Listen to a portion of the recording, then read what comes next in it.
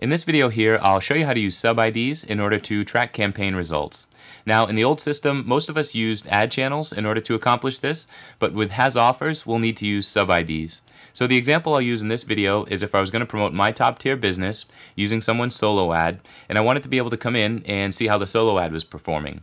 Now, chances are I'm promoting my top tier business elsewhere in my marketing as well, but I need to segment out just the data and the statistics from the solo ad to be able to judge whether or not it was a success or failure. So the first thing you'll need to do is configure the link prior to the campaign. Now in this example I'm using a solo ad, but I'd need to do this whether I was using the link on my blog or anywhere else online. So just keep in mind, if you want to track campaign results, the first thing you'll need to do is configure the link.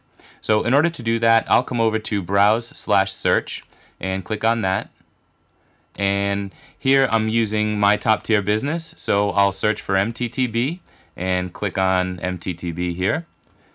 Now when you're brought to the tracking link page, you'll notice an option available to you down here in the Customize Your Tracking Link section, and it's Add Sub-ID.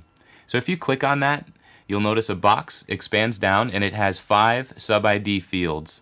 Now it's important to keep in mind that we utilize sub-ID fields 3, 4, and 5 for reporting data.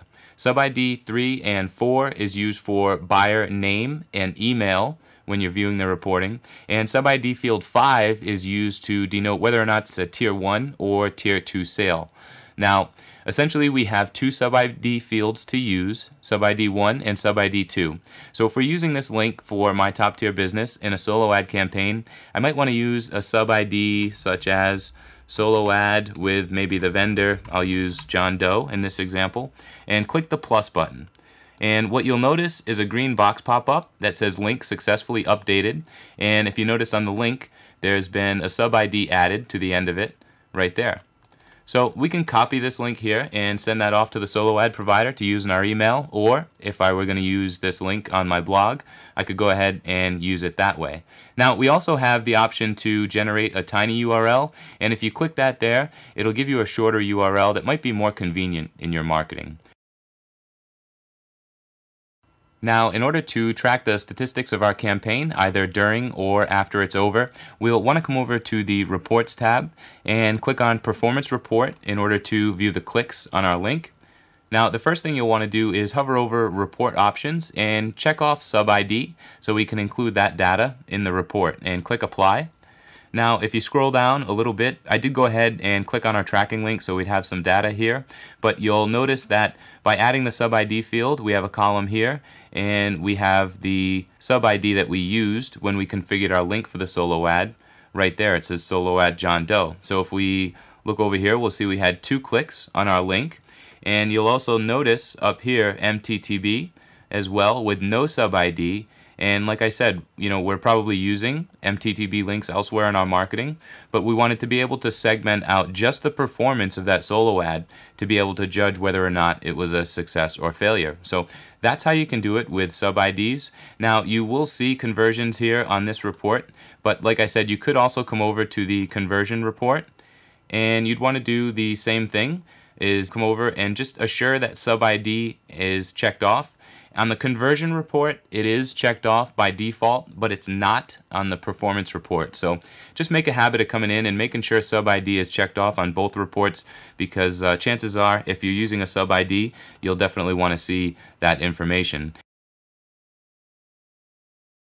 Now, in order to segment out just the data from our tracking link campaign, we'll want to use report filters. The first thing you'll want to do is hover over Reports and click on Performance Report. And then be sure to hover over Report Options and check off the sub-ID field and click Apply. And don't worry about the graph not being available for the current report filters, but if you scroll down, you'll notice the sub-ID column was added, and the sub-ID we added to our tracking link is here in that field. It's solo ad John Doe, and we'll see that we do have the 2 clicks on our link for the solo ad, and again we'll see that that is segmented out from our other MTTB marketing that we're doing, and this one just happens to not have a sub-ID on it, but we'll notice the 2 clicks that we've had on John Doe's solo ad.